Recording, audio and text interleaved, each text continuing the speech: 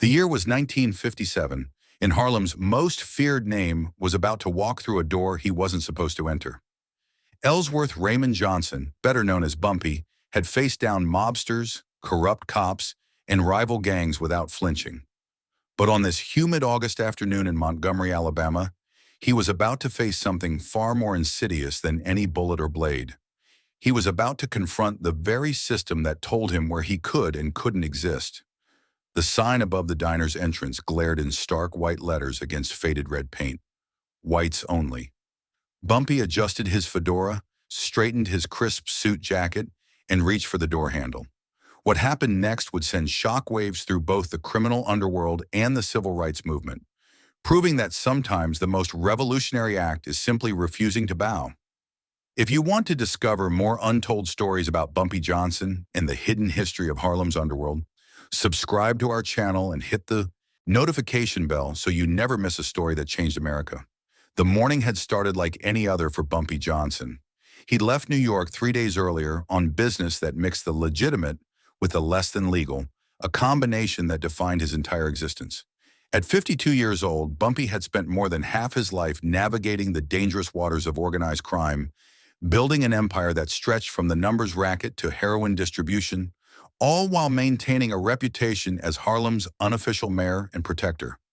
But the South in 1957 was different territory. This wasn't his Harlem, where respect came with his name and fear followed in his shadow. Down here, the color of his skin mattered more than the weight of his reputation. He'd been driving for hours through the back roads of Alabama, avoiding the main highways where state troopers might take an interest in a well-dressed black man behind the wheel of a new Cadillac. The car itself was a statement, midnight blue with chrome trim that caught the sun like mirrors, leather interior that smelled of expensive cigars and ambition. It was the kind of vehicle that turned heads in Harlem, a symbol of success and power. But here in Montgomery, it was a provocation, a challenge to the natural order that governed every interaction between black and white. Bumpy's stomach had been growling for the past hour. He'd passed 3 diners already, each one displaying the same hateful signs that divided America into spaces for some and spaces for others. He could have kept driving, could have waited until he found a place that would serve him without incident. Some small establishment on the black side of town where the food would be good and the welcome genuine. But something in him refused to accept that logic today. Maybe it was the heat, oppressive and thick, that made everything feel more intense. Maybe it was exhaustion from the long drive and the constant vigilance required to survive while black in the Deep South. Or maybe it was simply that after decades of fighting for respect in the criminal world, he was tired of being told he wasn't good enough for a plate of eggs and coffee. The Magnolia Diner sat on the corner of 2 dusty roads on the outskirts of Montgomery, a low-slung building with aluminum siding and large windows that offered a clear view of the interior.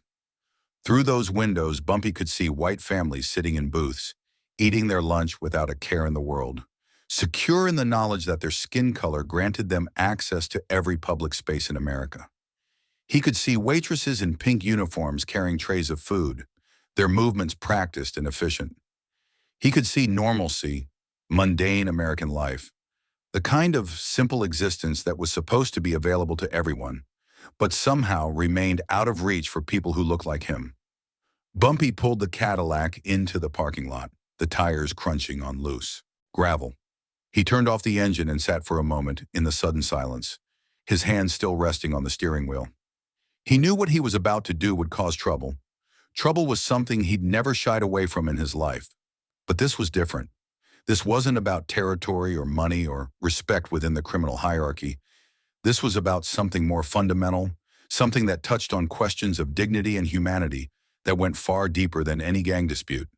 He thought about Stephanie St. Clair, the woman who'd been his mentor and partner in the numbers game back in Harlem. Madam Queen, they called her, and she'd taught him that true power came not just from violence or money, but from refusing to accept the limitations others tried to impose. She'd fought white mobsters who wanted to take over Harlem's black-run gambling operations, stood toe-to-toe with men who thought her gender and race made her weak, and she'd won more often than she'd lost.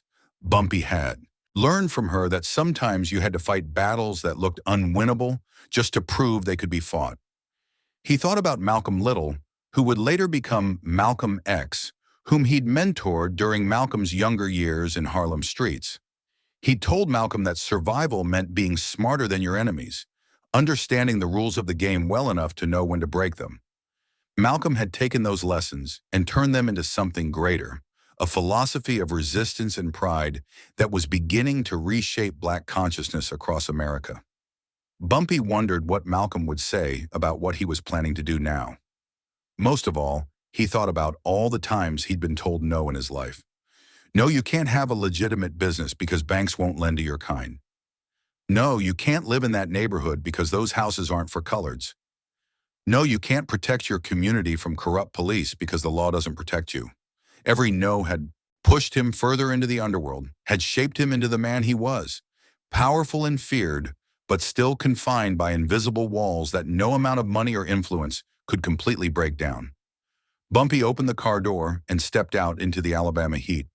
The air felt thick enough to swim through, carrying the smell of asphalt and fried food, and something else, something bitter that he recognized as the scent of injustice baked into the very soil of the South. He walked across the parking lot with deliberate slowness, giving anyone watching time to recognize that he wasn't sneaking or hiding. He was walking openly, proudly, his expensive shoes clicking against the pavement with each step. The door of the Magnolia Diner was heavy, the kind with a spring that made it close automatically behind customers. Bumpy's hand touched the warm metal of the handle, and for just a second, he hesitated. Not from fear, but from the weight of what this moment represented. Once he walked through this door, there would be consequences. There always were, but he'd never let consequences stop him before. The bell above the door chimed cheerfully as Bumpy stepped inside, a pleasant, tinkling sound completely at odds with the sudden silence that fell over the diner. Every conversation stopped mid-sentence. Every fork paused halfway to every mouth. Every head turned toward the door, where a well-dressed Black man stood surveying the room with calm, steady eyes that had seen far worse things than a room full of startled white people. The interior of the Magnolia Diner was quintessentially American, at least the version of America that existed in the white imagination. Red vinyl booths lined the walls, their surfaces cracked from years of use but clean and well-maintained. A long counter stretched along one side, chrome stools bolted to the black and white checkered floor in a neat row. Behind the counter, shelves held an array of pies under glass domes, their meringue peaks, perfectly browned. The walls were decorated with Norman Rockwell prints showing idealized scenes of small-town life, white children and their dogs, white families gathered around dinner tables, white soldiers coming home to white sweethearts. There wasn't a black face anywhere in those paintings, just as there hadn't been a black face in this diner until 10 seconds ago. The waitress nearest the door, a woman in her 40s with blonde hair teased into a bouffant and lipstick the color of fresh blood, dropped the coffee pot she'd been holding. It hit the floor with a crash that seemed deafening in the silence, hot liquid spreading across the tiles in a dark puddle. She made no move to clean it up, just stood frozen with her mouth slightly open, staring at Bumpy as if he were a ghost or a hallucination. From behind the counter, a man who could only be the owner emerged from the kitchen. He was thick around the middle with graying hair slicked back with pomade, wearing a stained white apron over a work shirt. His face was already turning red, that particular shade of crimson that Bumpy had learned to recognize as the color of white rage mixed with fear. The man's hand went to something behind the counter, probably a bat or a pistol, kept for occasions exactly like this. "Take your hands where I can see them," Bumpy said quietly, his voice cutting through the silence like a knife.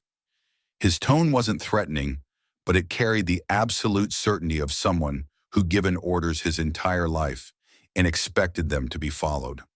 "Move slow and keep them visible." The owner's hand stopped moving. Something in Bumpy's eyes, some quality of dangerous calm, made the man reconsider whatever he'd been planning to do. Instead, he placed both palms flat on the counter, his fingers spread wide. "You got 10 seconds to turn around and get out of here, boy," the owner said, his voice shaking slightly. His use of the word boy was deliberate, designed to demean, to put Bumpy in what the owner considered his proper place. "This here's a whites-only establishment. You can't read or what?" Bumpy smiled, but there was no warmth in it. I can read just fine, he said, moving further into the diner with measured steps. I read that sign outside. I also read the Constitution of the United States of America, which says something interesting about all men being created equal.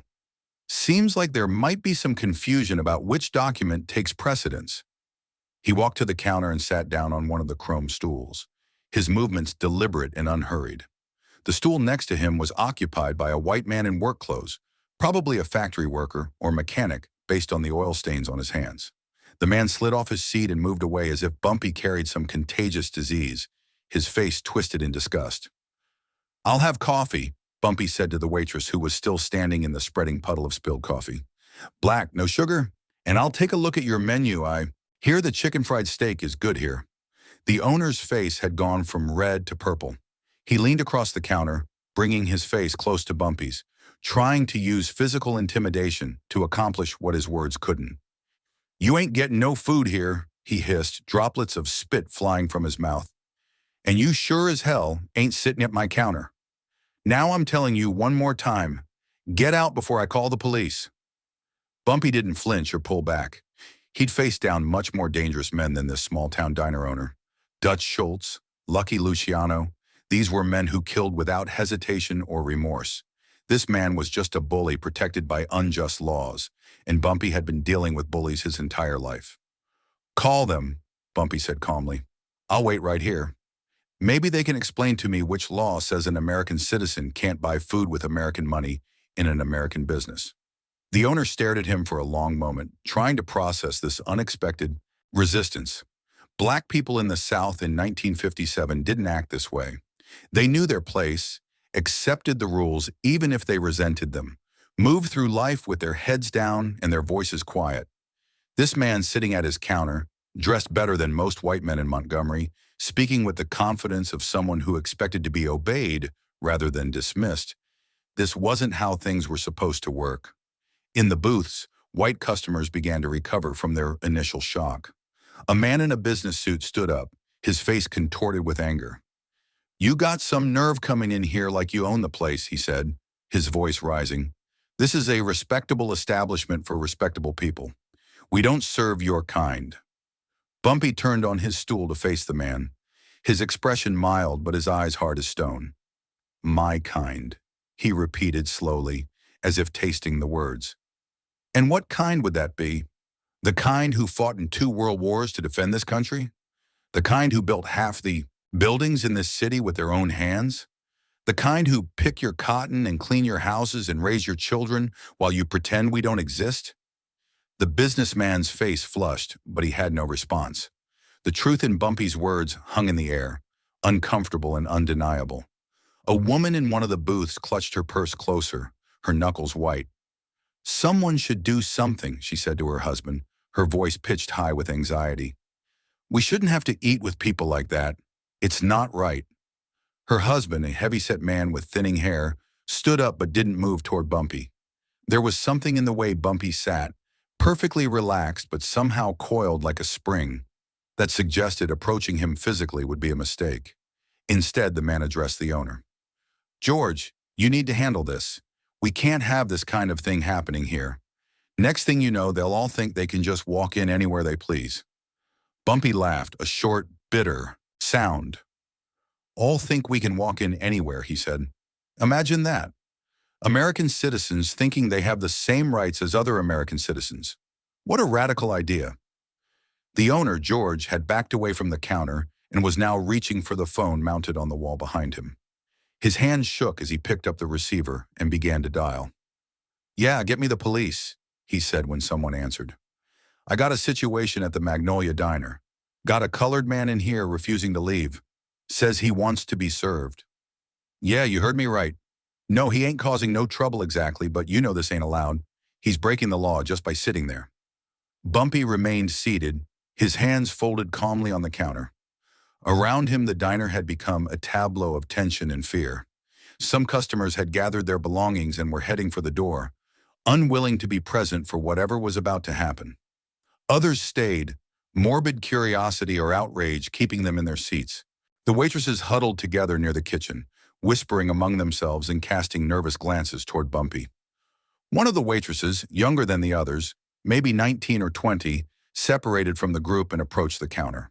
She had dark hair pulled back in a ponytail and eyes that held something different than the fear or anger Bumpy saw in most of the other faces. She picked up a coffee pot, this one intact, and poured coffee into a white ceramic mug in front of Bumpy. Her hands shook, causing some of the hot liquid to spill onto the counter, but she completed the action. The silence that followed was absolute. George, the owner, stared at the young waitress in disbelief. "What in the hell do you think you're doing, Carol?" he shouted. "You put that coffee back right now." Carol, the waitress, set the pot down on the counter with a sharp click. Her face was pale but determined. "He's a customer," she said quietly. "He asked for coffee. That's my job, to serve. Customers." "Not that kind of customer," George roared, his face now almost purple. "You're fired. Get your things and get out." Carol untied her apron with trembling fingers and laid it on the counter. "I guess I am," she said. Her eyes met Bumpy's for just a moment, and he saw something in them that he recognized. The flash of someone who just made a choice that couldn't be unmade, who'd just drawn a line they couldn't uncross. She walked toward the back of the diner to collect her belongings, her back straight despite the tears that were beginning to stream down her face. Bumpy lifted the coffee cup to his lips. The coffee was bitter and overbrewed, probably sitting on the burner too long, but he drank it anyway. "That girl just lost her job for serving me a cup of bad coffee," he said to the room at large. "Anyone here think that makes sense? Anyone want to explain to me how that's supposed to be Christian charity or American values?" No one answered. The shame of what had just happened hung over the diner like a cloud, but shame wasn't enough to change anything. The system was too entrenched, too fundamental to who these people understood themselves to be. To admit that segregation was wrong would mean admitting that their entire way of life was built on an injustice so profound it poisoned everything it touched. The sound of sirens approached from outside, growing louder by the second. Through the window, Bumpy could see a police car pulling into the parking lot, its lights flashing red and blue against the afternoon sun. Two officers emerged, both young and white, with the kind of swagger that came from wearing a badge in a place where the law was whatever they said it was. The officers entered the diner, their hands resting casually on the pistols at their hips. The taller of the two, with a crew cut in a face scarred from old acne, surveyed the scene with narrowed eyes. His gaze landed on Bumpy sitting calmly at the counter, the cup of coffee steaming in front of him. "We got a report of someone causing a disturbance," the officer said, his voice dripping with mock politeness. "That wouldn't be you now, would it?" Bumpy turned to face the officers, his expression neutral. "No disturbance, officer," he said. "Just a man trying to get some lunch. Seems like that's become complicated." The second officer, shorter and stockier with a thick mustache, moved to stand on Bumpy's other side, boxing him in. "You know you ain't supposed to be in here," he said. "There's places for you people. This ain't one of them." "People like me," Bumpy said, his voice still calm but with an edge of steel beneath it. "You mean American citizens? Taxpayers? People who've committed no crime except wanting a meal?" "Don't get smart," the tall officer snapped. "You're trespassing. This here's a private business, and the owner has the right to refuse service to anyone he wants. You were asked to leave, and you didn't. That's breaking the law." Bumpy sipped his coffee again. "Interesting interpretation of the law," he said. "I seem to remember a little thing called the 14th Amendment. Equal protection under the law. Isn't that how it goes?" The officer's hand tightened on his pistol grip. "You some kind of lawyer?" he asked sarcastically. "You one of them outside agitators come down here to stir up trouble?" "I'm just a man who wanted some food," Bumpy repeated. "But since you mentioned the law, let's talk about it. This establishment serves the public, takes public money, uses public utilities, probably got public loans to get started. Seems to me that makes it a public accommodation, not a private club. And public accommodations can't discriminate based on race. Or are we just ignoring parts of the Constitution we don't like?" The officer's face flushed red. "You think you're real clever, don't you?" he said. "Well, let me tell you something, boy. The law down here is what we say it is, and we say you're leaving. Now." He reached for Bumpy's arm. intending to physically remove him from the stool. It was a mistake. In one fluid motion, faster than the eye could follow, Bumpy's hand shot out and grabbed the officer's wrist, twisting it at an angle that made the man cry out in pain and surprise. The other officer went for his gun, but Bumpy was already moving, rising from the stool and positioning himself so that the first officer's body was between him and any potential bullet.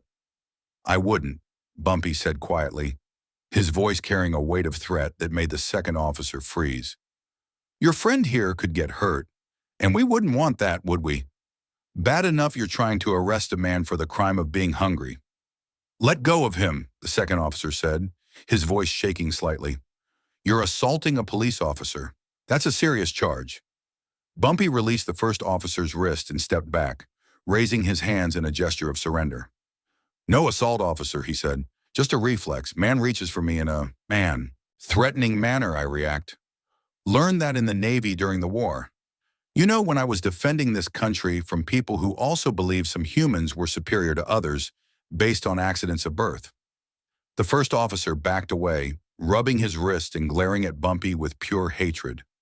"That's it," he said, drawing his pistol and pointing it directly at Bumpy's chest. "You're under arrest. Assault on a police officer, resisting arrest, criminal trespass, and anything else I can think of. Put your hands behind your head and get on your knees. Now."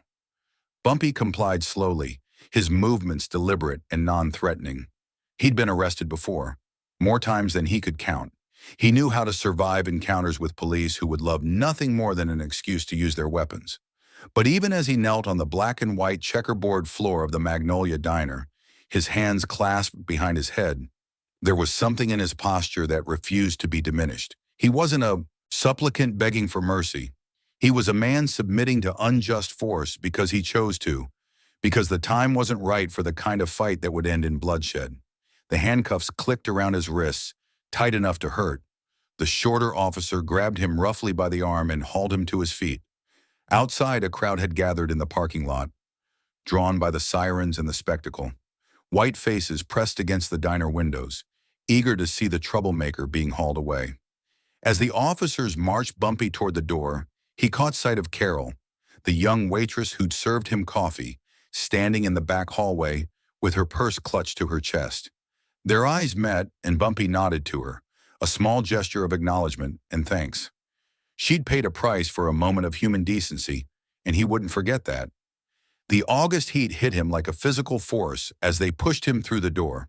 The crowd in the parking lot had grown, dozens of people now, all white, their faces showing a mixture of curiosity, satisfaction, and in some cases, something darker. A few shouted insults as Bumpy was led toward the police car. "Go back where you came from," one man yelled. "We don't want your kind here." "Should have stayed in your place," a woman added, her voice shrill with righteous indignation. Bumpy said nothing, his face impassive. He'd heard worse. He'd survived worse. These people, secure in their superiority and their numbers, had no idea who they were dealing with. They saw a black man in handcuffs and thought they'd witnessed justice. They had no idea they were looking at one of the most powerful men in Harlem, someone who'd built an empire from nothing, who commanded loyalty from hundreds of people, who'd faced down the Italian Mafia and lived to tell the tale. The officers shoved him into the back of the patrol car, his head bouncing off the door frame hard enough to leave a bruise. The shorter officer slammed the door with unnecessary force, then got behind the wheel while his partner climbed into the passenger seat. The car pulled out of the parking lot, sirens wailing, as if they'd just captured public enemy number one instead of a man who'd committed the unforgivable sin of wanting lunch. The Montgomery police station was a squat brick building that looked more like a fortress than a place of justice. The officers dragged Bumpy inside, past a desk sergeant who barely looked up from his paperwork, and down a hallway that smelled of industrial cleaner and human desperation. They threw him into a holding cell already occupied by two other black men, both younger than Bumpy, both nursing injuries that suggested their arrest hadn't been peaceful. The cell door clanged shut with a finality that was supposed to be intimidating. Bumpy sat down on the concrete bench that ran along one wall, his hands still cuffed behind his back. The other occupants of the cell stared at him, trying to figure out who this well-dressed stranger was and why he was there. "What did they get you for?" the older of the two men asked. He had a split lip and a swelling eye, his shirt torn at the collar. "Trying to buy lunch," Bumpy said simply. The two men exchanged glances. "You serious?" the younger one asked. "They arrested you for trying to eat?" Bumpy nodded, went into a whites-only diner, sat down at the counter, asked for coffee and food. That was apparently too much for the good citizens of Montgomery to handle. The older man laughed, but there was no humor in it. "Man, you got some balls. They probably wanted to lynch you on the spot." "Probably," Bumpy agreed, "but they didn't. That's progress, I suppose." They sat in silence for a while, each man lost in his own thoughts. Finally, the younger man spoke again. "I'm Jimmy. This here's Robert. We got picked up for being in the wrong neighborhood at the wrong time. Cops said we were planning to rob a store, but we were just walking home from work." Bumpy said, leaving off his last name. "Nice to meet you, under the circumstances." Robert studied him more closely. "You ain't from around here," he said. "I can tell. You talk different. Carry yourself different." "New York," Bumpy confirmed. "Harlem." That explained a lot to the two local men. They'd heard stories about Harlem, about the black neighborhoods up north where people had money and influence, where they didn't have to step off the sidewalk when white people walked by. It seemed like a myth, a fairy tale too good to be true, but here was living proof that such places existed. "What brings you to Montgomery?" Jimmy asked. "Nobody comes here by choice if they got any sense."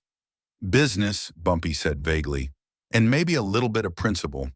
Got tired of seeing those whites-only signs everywhere. Decided to do something about it." Robert shook his head in amazement.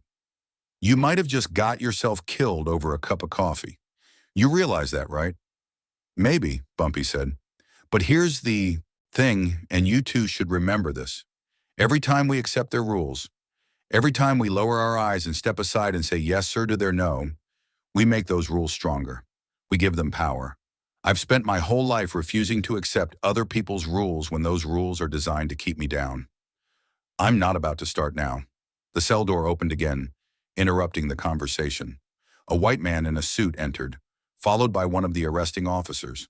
The man in the suit was tall and lean, with silver hair and the kind of face that suggested he'd spent a lifetime getting his way. He carried a leather briefcase and had the air of someone important, someone used to being obeyed. "Ellsworth Johnson," the man said, his southern accent thick but his tone professional. Bumpy stood up, his bearing formal despite the handcuffs and the degrading circumstances. "That's me. I'm Harrison Maxwell, attorney at law. I represent certain business interests in this region. I've been authorized to arrange your release." Bumpy's expression didn't change, but his mind was racing. He'd made arrangements before coming south, had let people know his route and his plans. Those people had connections, networks that stretched far beyond Harlem. Apparently, those networks were proving their worth. "On what grounds?" Bumpy asked.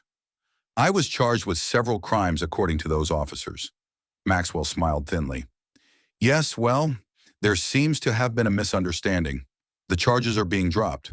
The diner owner has decided not to press trespassing charges, and the officers have reconsidered their interpretation of events regarding the alleged assault. You're free to go."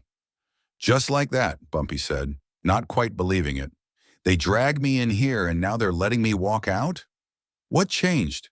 Maxwell's smile widened slightly. "Let's just say that certain facts about your background came to light.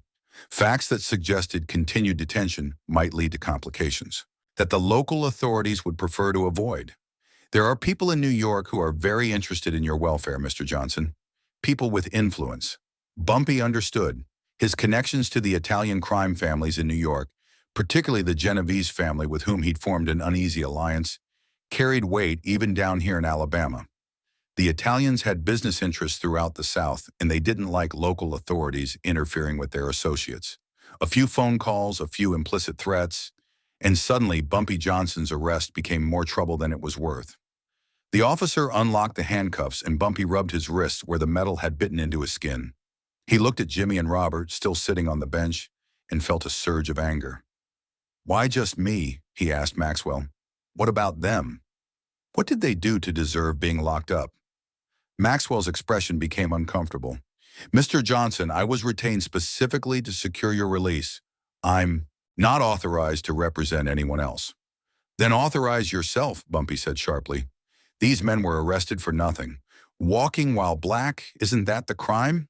You want to do something useful with all that legal education? Help them. Maxwell hesitated, glancing at the officer who was waiting impatiently by the cell door. Mr. Johnson, I really don't think that's fine away, Bumpy interrupted. Or I'm not leaving. I'll sit right back down on that bench and make all the phone calls you just made completely pointless. The lawyer and the officer exchanged a long look. Finally, Maxwell sighed. I'll see what I can do, but we need to get you out of here first. Your continued presence is causing complications. Bumpy walked out of the cell but stopped in the doorway. I'll be waiting outside, he said to Jimmy and Robert. If you're not out in an hour, I'm coming back in, and I'm bringing friends. It was an empty threat, at least the part about bringing friends. Bumpy was alone in Alabama with no backup, no crew, no muscle. But Maxwell didn't know that, and neither did the police. The mystique of Bumpy Johnson's reputation, the shadow of violence and power that followed his name, was sometimes more effective than actual violence or power. Maxwell led Bumpy through the police station to the front desk, where his personal effects were returned to him. Wallet, watch, car keys, all present and accounted for. The desk sergeant avoided making eye contact, processing the release paperwork with mechanical efficiency. Within 10 minutes, Bumpy was standing outside the police station, breathing free air, the Alabama sun beating down on his head. Mr. Johnson, Maxwell said, his voice low and urgent, I need you to understand something. What happened today was an aberration. The rules down here are very clear, and they're enforced with violence when necessary. You were protected this time because of who you know, but that protection is finite. I strongly advise you to collect your vehicle and leave Montgomery as quickly as possible. Don't stop. Don't make any more scenes. Just go.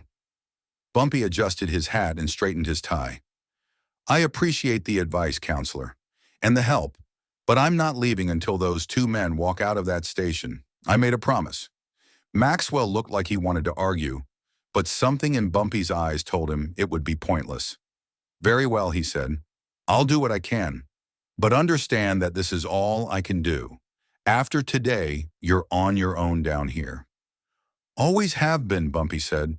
The question is whether you all are ready to be on your own, without the crutch of skin color to make you feel superior. Maxwell walked back into the police station, shaking his head.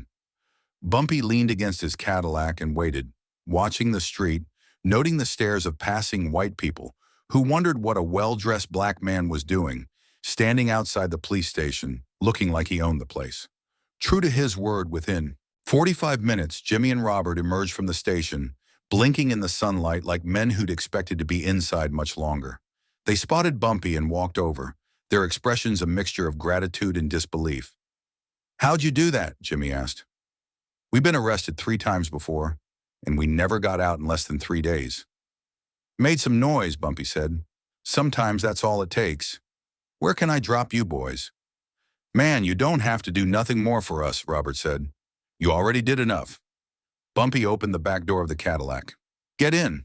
Where am I taking you? They gave him an address on the other side of town, in the black section of Montgomery. As Bumpy drove through the streets, he could feel the difference when they crossed the invisible line that divided white Montgomery from black Montgomery. The houses became smaller, less well-maintained. The streets became rougher, filled with potholes that the city apparently saw no need to repair. But there was also a different energy here, a sense of community and life that had been absent in the sterile, segregated spaces he just left. You know what happened today, don't you? Jimmy said from the back seat as they drove. What you did at that diner, that's going to spread. People are going to hear about it. Good, Bumpy said. Let them hear. Let them know that somebody stood up and said no. Robert leaned forward, his voice earnest. But you gotta understand, most folks can't do what you did. We don't have lawyers who can spring us with a phone call. We don't have connections to mobsters up north. We try what you tried, and we end up dead in a ditch somewhere. Bumpy nodded slowly. You're right. And I'm sorry for that. The system is rigged, designed to protect people like me when I'm useful to the right people, and crush people like you who don't have that protection. But that's exactly why we need to fight it. Not by copying what I did, but in other ways. There's a movement starting, you know that? People organizing, planning, thinking about how to bring this whole rotten system down. You talking about Dr. King? Jimmy asked. We've been hearing about him. He's doing something with the buses, organizing a boycott. Bumpy had heard about Martin Luther King Jr., the young preacher in Montgomery who was leading a boycott of the segregated bus system. They'd never met, and Bumpy suspected they wouldn't have much in common if they did. King preached nonviolence and faith, redemption through suffering, love for one's enemies. Bumpy believed in power, in taking what you needed because nobody was going to give it to you, in meeting violence with overwhelming force. But he respected what King was trying to do, recognized that it might actually work in a way that his own methods never could. King's a good man, Bumpy said. Brave too, in his own way. Takes courage to stand up and be peaceful when the people you're facing want nothing more than an excuse to hurt you. That's not my way, but I can respect it. What is your way? Robert asked. Bumpy thought about that for a moment. My way is to make them respect me whether they want to or not, to build something so strong they can't ignore it or tear it down, to be undeniable. But that only works for me, for people who are willing to live outside the law and all the risks that comes with. For most folks, King's way is better. Legal, moral, sustainable. My way burns hot and fast and usually ends badly. They pulled up in front of a small house with peeling paint and a front porch that sagged in the middle. Jimmy and Robert got out, then leaned back in through the open window. Thank you, Robert said simply, for everything. You didn't have to help us, and you did. We won't forget that, Bumpy nodded. Stay safe, and if you get involved with King's movement, be smart about it. The people running this state won't give up their power easily. They'll fight back, and they'll fight dirty. He watched them walk into the house, then sat for a moment in the fading afternoon light. His stomach rumbled, reminding him that he still hadn't eaten. The whole point of going into that diner had been to get food, and here he was, hours later, still hungry. The absurdity of it made him laugh, a short bark of genuine amusement.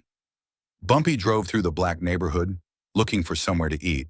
He found a small restaurant called Mama Louise's, with hand-painted signs in the window advertising fried chicken and collard greens.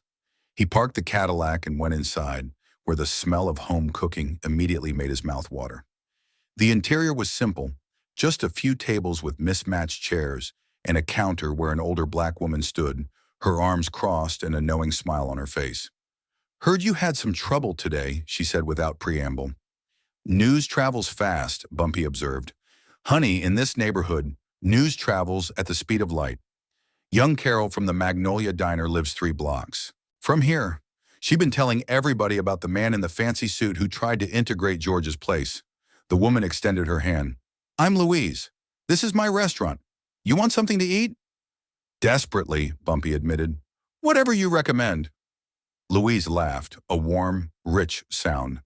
Take a seat. I'll bring you something that'll make you forget all about George's nasty diner food. Bumpy sat down at a table by the window where he could see his car and watch the street. The neighborhood was coming alive as people finished their workdays and headed home. Children played in the street, their laughter cutting through the evening air. Men gathered on stoops, talking and smoking, while women called to each other across yards. Louise brought him a plate piled high with fried chicken, mac and cheese, collard greens, and cornbread that was still warm from the oven. The food was incredible, seasoned perfectly, cooked with care and skill. Bumpy ate slowly, savoring each bite, realizing that this simple meal in a humble restaurant was far better than anything he would have gotten at the Magnolia Diner. As he ate, people started drifting into the restaurant, ostensibly to get food, but really to catch a glimpse of the man who'd caused such a stir. They were polite but curious, offering nods and quiet greetings. An old man in overalls sat down at Bumpy's table without asking permission, which in the South was its own form of compliment. Name's Isaiah, the old man said. Been living in Montgomery for 73 years. Seen a lot of things. But I ain't never seen nobody do what you did today. Just wanted some food, Bumpy said, for what felt like the 100th time. Isaiah shook his head. Nah, it was more than that. You showed them they don't own everything, that we got dignity too, and rights, even if they don't want to recognize them. That matters, does it? Bumpy asked, suddenly tired. I got arrested. They let me go because I had the right connections and the system goes on exactly like it was before. Nothing changed. Everything changed, Isaiah insisted. Might not look like it yet, but you lit a spark. People are going to remember this day. They're going to remember that somebody stood up. And that memory is going to give other people courage to stand up too. That's how change happens, Mr. Johnson. Not all at once, but bit by bit, person by person, until there's enough of us standing that they can't make us all sit down. Bumpy wanted to believe that, wanted to think that his impromptu act of defiance would matter in the long run. But he'd lived too long and seen too much to be optimistic. The system was designed to absorb resistance, to isolate and neutralize anyone who challenged it. One man walking into a whites-only diner wasn't going to bring down segregation any more than one man refusing to give up a bus seat or one man organizing a boycott. It would take all of that and more, sustained for years, maybe decades. But Isaiah's words stayed with him as he finished his meal and said his goodbyes. He got back in his Cadillac and started driving north, back toward New York, back toward Harlem, and the life he'd built there. The Alabama landscape rolled past his windows, beautiful and terrible in equal measure, hiding its violence under a veneer of Southern hospitality. As he drove, Bumpy thought about what he'd learned during his brief time in Montgomery. He'd learned that courage came in many forms, from a young waitress pouring coffee to an old man talking about hope.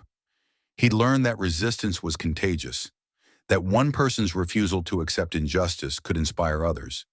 He'd learned that power was more complicated than he'd thought, that his money and connections could protect him but couldn't protect everyone. Most importantly, he'd learned that the fight wasn't just about criminal enterprises or control of neighborhoods or earning respect through fear. Those were the surface battles, the ones that occupied his daily life. But underneath was a deeper struggle, one about dignity and humanity and the right to exist in the world without permission from anyone. That was the fight that mattered, and it was bigger than any one person, even someone as powerful as Bumpy Johnson. He crossed the state line into Tennessee as night fell, the lights of small towns glowing in the darkness. He'd returned to Harlem and his empire, to the numbers racket and the heroin trade and all the compromises he'd made to survive in a world that didn't want him to exist. But he'd carry Alabama with him, carry the memory of what had happened at the Magnolia Diner, carry the faces of Jimmy and Robert and Carol and Isaiah. Years later, people would ask Bumpy if he regretted what he'd done that day in Montgomery. They'd point out that he could have been killed, that he'd risked everything for a symbolic gesture that changed nothing. And Bumpy would smile, that dangerous smile of his, and say no, he didn't regret it at all. Because sometimes the symbolic gesture was the point. Sometimes refusing to bow was victory enough, even if you didn't win the war. The Magnolia Diner would close its doors 3 years later, in 1960, unable to adapt to the changing world around it. George, the owner, would die bitter and angry, convinced that outside agitators had destroyed his business rather than his own bigotry. Carol, the waitress, would go on to become active in the civil rights movement, organizing sit-ins and freedom rides, finding her purpose in that moment when she'd poured a cup of coffee for a stranger. Jimmy and Robert would both participate in the Montgomery bus boycott, would march with Dr. King, would risk their lives for a cause bigger than themselves. And Bumpy Johnson would return to Harlem, where he'd continue to rule the underworld with an iron fist wrapped in expensive suits. He'd fight the Italian mob, survive assassination attempts, serve time in prison, and eventually die in 1968, his heart giving out while playing cards in a Harlem social club. But before he died, he'd see the Civil Rights Act pass, would see segregation legally ended, would see the signs that said whites only come down across the South. He'd never claim credit for any of it, would brush off suggestions that his confrontation at the Magnolia Diner had mattered in the grand scheme of things. But late at night, alone with his thoughts, he'd remember that August afternoon in Alabama, remember the feel of that chrome stool beneath him, remember the weight of refusing to move when everything in the world was pushing him down. That's what they never understood, Bumpy would think. That's what all those people with their signs and their laws and their certainty about the natural order never grasped. Power isn't just about violence or money or influence, though those things help. Real power is about refusing to accept someone else's definition of who you are and what you're allowed to be. It's about sitting at a counter you're not supposed to sit at and ordering food you're not supposed to have, and looking the world in the eye and saying, I belong here too. I matter too. I exist too. The road stretched out before him, dark and endless, leading back toward home. But home was different now, had been changed by what he'd experienced. He'd left New York as Bumpy Johnson, feared gangster and Harlem legend. He was returning as something more complicated, someone who'd glimpsed the possibility that power could be used for something beyond personal gain, that defiance could be more than just survival. The Cadillac's headlights cut through the darkness, illuminating the highway one piece at a time. Behind him, Montgomery receded into the distance, but it never really left. It stayed with him, a weight and a reminder, proof that sometimes the smallest acts of resistance mattered most of all. Not because they changed everything immediately, but because they added to a growing chorus of voices saying no, saying enough, saying that the way things were didn't have to be the way things stayed. Bumpy Johnson had walked into a whites-only diner on an August afternoon in 1957 and sat down at the counter. It was a simple act, almost mundane in its ordinariness, a man wanting lunch. But in that simplicity was wrapped all the complexity of race in America, all the violence and resistance, all the ways that human beings can fail each other and occasionally surprise each other with unexpected grace. What he did next, refusing to leave, demanding to be served, accepting arrest rather than submission, wasn't just about him. It was about everyone who'd ever been told they weren't good enough, weren't welcome, didn't belong.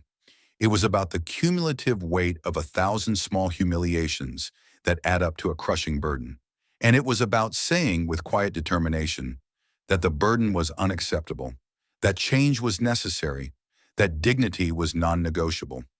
The story would be told and retold in the years that followed, would become part of the mythology of both Bumpy Johnson and the civil rights movement, though neither group would quite know how to claim it. It existed in the space between, a moment of intersection where the criminal underworld touched the moral universe, where personal defiance became political statement. And somewhere in that space, in the telling and retelling, in the memory of what happened at the Magnolia Diner, was a truth that transcended the specifics of the moment. The truth that resistance begins with individuals, with personal choices, with the decision to say no when saying yes would be easier and safer. The truth that systems of oppression only work when people accept them, internalize them, refuse to challenge them. And the truth that sometimes, just sometimes, one person standing up is enough to make others stand too, until standing becomes not the exception, but the rule. Bumpy Johnson drove through the night, the miles falling away beneath his wheels, carrying him home, but also forward, into a future that neither he nor anyone else could quite see, but that was coming nonetheless, inevitable as dawn.